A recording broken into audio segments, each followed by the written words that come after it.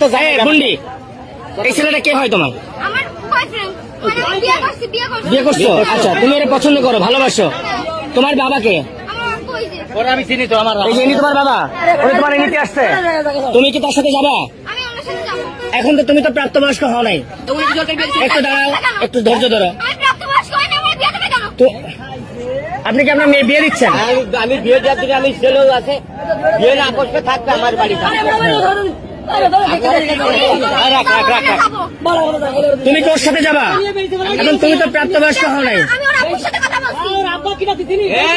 ও number আমি তুমি ওর কপালে সিঁদুর দেওয়া আছে। আরে মুসলমান, মুসলমান। এখন মেয়ে দিয়েছিলাম, তাই মনে লাগছে।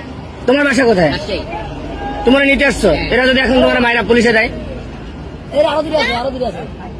কি করবা? তুমি এত সাহস নিয়ে কিভাবে আসলে রাজশাহী থেকে এখানে? ফোন করিস এই জন্য এসে আমি বলেছি বলেই তো আসছি। তুমি সাহস দিয়ে আনছো, এমনকি তুমি ওর সাথে যাবা? হ্যাঁ, যাবো। আর ও যদি তোমার একটা বিপদে ফেলে তাহলে কি হবে? কি করে বিপদে ফেলবে?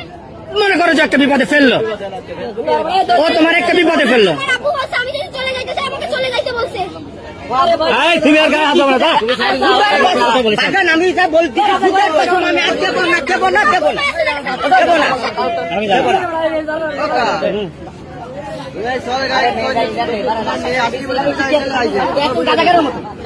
আরো লোক আছে, গুরু আছে, একটা মেয়ে, একটা হিন্দু মেয়ে, এক গুরু আছে। আমি আপনাদের আমরা সেই মায়া আমি আটকাইছি। না না না, প্রশাসনের বাইরে দেওয়া যাবে না। তোমরা একটু এদিকে আসো, আমার সাথে আসো। তোমরা একটু এদিকে আসো, এদিকে আসো। হ্যাঁ ভাই, এটা আমার একটু এদিকে আসো আমার সাথে। কেউ গায়ে হাত দেবে না, কেউ গায়ে হাত দেবে না, আমি তোমাকে বললাম এদিকে আসো, আমার সাথে আসো।